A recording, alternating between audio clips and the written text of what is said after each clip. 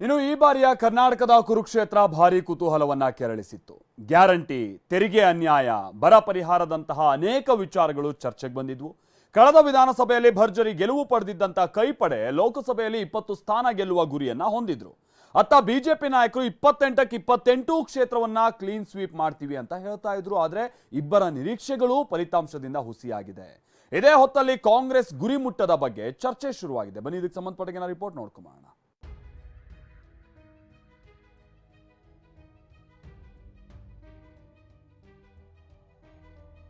ಲೋಕಸಭಾ ಚುನಾವಣೆ ಪಾಲಿಗೆ ಕರುನಾಡು ಬಿಜೆಪಿಯ ಭದ್ರಕೋಟೆ. ಕಳೆದ ಕೆಲ ಚುನಾವಣೆಗಳಿಂದ ಬಿಜೆಪಿ ತನ್ನದೇ ಪಾರುಪತ್ಯ ಮೆರೆದಿದೆ. ಆದರೆ ಕಳೆದ ವಿಧಾನಸಭಾ ಚುನಾವಣೆ ಬಳಿಕ ರಾಜಕೀಯ ಲೆಕ್ಕಾಚಾರಗಳು ಬದಲಾಗಿದ್ವು. 135 ಕ್ಷೇತ್ರ ಗೆದ್ದಿದ್ದ ಕಾಂಗ್ರೆಸ್ 20 ಲೋಕಸಭಾ ಕ್ಷೇತ್ರದ ಮೇಲೆ ಕಣ್ಣಿಟ್ಟಿತ್ತು. 28ರಲ್ಲಿ 20 ಕ್ಷೇತ್ರ ಕಟ್ಟಿಟ್ಟ ಬುತ್ತಿ ಅಂತಿದ್ರು. ಆದರೆ 2 ಅಂಕಿ ದಾಟುವಲ್ಲಿ ಕೈಪಡೆ ವಿಫಲವಾಗಿದೆ. 9 ಕ್ಷೇತ್ರಗಳಿಗೆ ತೃಪ್ತಿ ಪಟ್ಟುಕೊಂಡಿದೆ.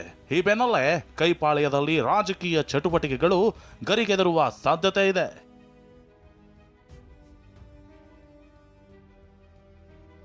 ನಿರೀಕ್ಷಿತ ಗುರಿಮುಟ್ಟದ ಕಾಂಗ್ರೆಸ್ನಲ್ಲಿ ಕೆಪಿಸಿಸಿ ಅಧ್ಯಕ್ಷ ಸ್ಥಾನದ ಬದಲಾವಣೆಗೆ ಕೂಗು ಕೇಳುವ ಸಾಧ್ಯತೆ ಇದೆ. ಇದಿಷ್ಟೇ ಅಲ್ಲದೆ ಕೆಲ ಬದಲಾವಣೆ ಚರ್ಚೆ ನಡೆಯಲಿದೆ ಎನ್ನಲಾಗ್ತಿದೆ. ಏನದು ಅನ್ನೋದನ್ನ ನೋಡೋದಾದ್ರೆ, ರಾಜ್ಯ ಕಾಂಗ್ರೆಸ್ನಲ್ಲಿ ಒಂದಷ್ಟು ರಾಜಕೀಯ ಏರಿಳಿತ ಆಗೋ ಸಾಧ್ಯತೆ ಇದೆ. ಕೆಪಿಸಿಸಿ ಅಧ್ಯಕ್ಷರ ಬದಲಾವಣೆ ಕೂಗು ಹೆಚ್ಚಾಗಲಿದೆ ಎನ್ನಲಾಗ್ತಿದೆ. ಪಕ್ಷದಲ್ಲಿ 1 ಮ್ಯಾನ್ 1 ಪೋಸ್ಟ್ ಪಾಲಿಸಿಗೆ ಹಿರಿಯ ನಾಯಕರು ಒತ್ತಾಯ ಹಾಕೋ ಸಾಧ್ಯತೆ ಇದೆ. ಪಕ್ಷದಲ್ಲಿ ಹೈಪವರ್ ಕಮಿಟಿ ರಚನೆಗೆ ಒತ್ತಾಯ ಹೆಚ್ಚಾಗೋ ಸಾಧ್ಯತೆ ಇದೆ.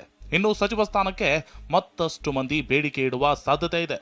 ಸರ್ಕಾರದಲ್ಲಿ ಸಚಿವರ ಖಾತೆಗಳು ಅದಲು ಬದಲಾಗೋ ಸಾಧ್ಯತೆ ಇದೆ. ಇನ್ನು ಸಮುದಾಯವಾರು ಡಿಸಿಎಂ ಹುದ್ದೆಗಳ ಸೃಷ್ಟಿಗೆ ಮತ್ತೆ ಒತ್ತಾಯ ಕೇಳಿಬರೋ ಲಕ್ಷಣ ಕಾಣ್ತಿದೆ. ಇನ್ನು ಲೋಕಸಭಾ ಚುನಾವಣೆಯಲ್ಲಿ ಕಾಂಗ್ರೆಸ್ಗೆ ಕೆಲ ವಿಚಾರಗಳು ಪ್ಲಸ್ ಅಂಡ್ ಮೈನಸ್ ಆಗಿವೆ. ಈ ಬಾರಿ ಕಲ್ಯಾಣ ಕರ್ನಾಟಕದ ಮತದಾರರು ಕಾಂಗ್ರೆಸ್ ಪಕ್ಷದ ಕೈ ಹಿಡಿದಿದ್ದಾರೆ. ಇನ್ನು ಸಾಂಪ್ರದಾಯಿಕ ಮತ ಪ್ರದೇಶದಲ್ಲಿ ಕಾಂಗ್ರೆಸ್ ಬಿಗಿ ಹಿಡಿತ ಸಾಧಿಸಿದೆ. ಕಾಂಗ್ರೆಸ್ ಹೆಚ್ಚು ಸ್ಥಾನ ಗೆಲ್ಲುವಲ್ಲಿ ಅಹಿಂದ ಮತಗಳ ಪಾತ್ರ ಬಹು ದೊಡ್ಡದಿದೆ. ಅಷ್ಟೇ ಅಲ್ಲದೆ ಕೈಪಡೆ ಬಿಜೆಪಿ ಒಳಜಗಳವನ್ನ ಸೂಕ್ತವಾಗಿ ಬಳಸಿಕೊಂಡಿದೆ. ಮಾಜಿ ಶಾಸಕರು ಸ್ಥಳೀಯ 2ನೇ ಹಂತದ ನಾಯಕರಿಗೆ ಗಾಳ ಹಾಕಿದ್ದು ಪರಿಣಾಮ ಬೀರಿದೆ. ಇನ್ನು ಬಿಜೆಪಿ ವಿರುದ್ಧ ಗ್ಯಾರಂಟಿ ವಿಚಾರ, ಸ್ಥಳೀಯ ಸಮಸ್ಯೆಗಳಾದ ತೆರಿಗೆ ಅನ್ಯಾಯ, ಬರ ಪರಿಹಾರ ಪ್ರಸ್ತಾಪ ಮಾಡಿದ್ದು ಕೈಪಡೆಗೆ ಪ್ಲಸ್ ಆಗಿದೆ. ಇನ್ನು ಮೈನಸ್ ಆದ ವಿಷಯಗಳನ್ನ ನೋಡೋದಾದ್ರೆ,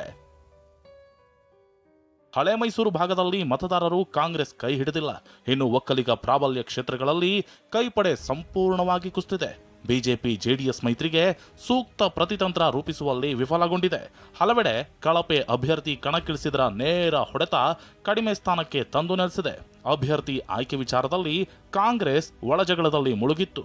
ಕೋಲಾರ, ಮೈಸೂರು, ಚಿಕ್ಕಬಳ್ಳಾಪುರದಲ್ಲಿ ಪಕ್ಷದ ನಾಯಕರೇ ಒಳೇಟು ಕೊಟ್ಟಿದ್ದಾರೆ.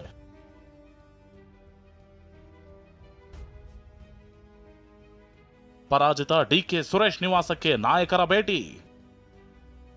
ಬೆಂಗಳೂರು ಗ್ರಾಮಾಂತರ ಕ್ಷೇತ್ರದಲ್ಲಿ ಡಿಕೆ ಸುರೇಶ್ ಸೋತಿದ್ದಾರೆ. ಪರಾಜಿತ ಡಿಕೆ ಸುರೇಶ್ ನಿವಾಸಕ್ಕೆ ಶಿವರಾಮ್ ಹೆಬ್ಬಾರ್ ಭೇಟಿ ಕೊಟ್ಟಿದ್ದಾರೆ. ಇದಕ್ಕೂ ಮೊದಲು ಸಚಿವ ಜಮೀರ್ ಅಹಮದ್ ಭೇಟಿ ನೀಡಿ ಮಾತುಕತೆ ನಡೆಸಿದ್ರು. ಸುರೇಶ್ ಸೋಲಿನಿಂದ ನೋವಾಗಿರೋದಾಗಿ ಹೇಳಿದ್ದಾರೆ.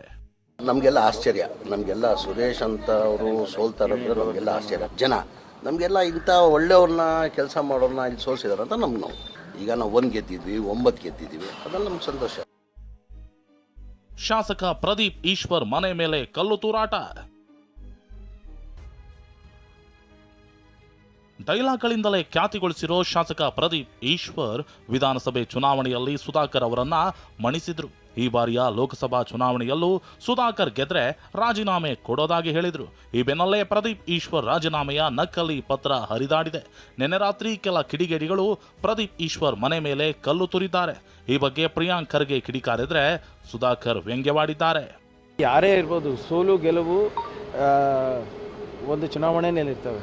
ಗೆದ್ದ ತಕ್ಷಣ ನೀವು ಸರ್ವಾಧಿಕಾರಿ ಅಂತಲ್ಲ, ಅಥವಾ ನೀವು ದೇವರು ಆಗಲ್ಲ. ಹೀಗೆ ಕಲ್ಲು ತೂರಾಟ ಮಾಡೋದು ಅಥವಾ ವೈಯಕ್ತಿಕವಾಗಿ ನಿಂದನೆ ಮಾಡೋದು ಅದೆಲ್ಲ ಸರಿಯಲ್ಲ ಅಂತ ನನ್ನ ಅಭಿಪ್ರಾಯ. ನಾನು ಅಷ್ಟು ಪ್ರಬುದ್ಧ ರಾಜಕಾರಣಿ ಬಗ್ಗೆ ಮಾತಾಡ್ಲಿಕ್ಕೆ ಹೋಗಲ್ಲ. ನನಗೆ ಇವತ್ತು ಕ್ಷೇತ್ರ ವ್ಯಾಪ್ತಿ ಹೆಚ್ಚಾಗಿದೆ. ನನಗೆ 1 ಕ್ಷೇತ್ರದಿಂದ 8 ಕ್ಷೇತ್ರ ಆಗಿದೆ.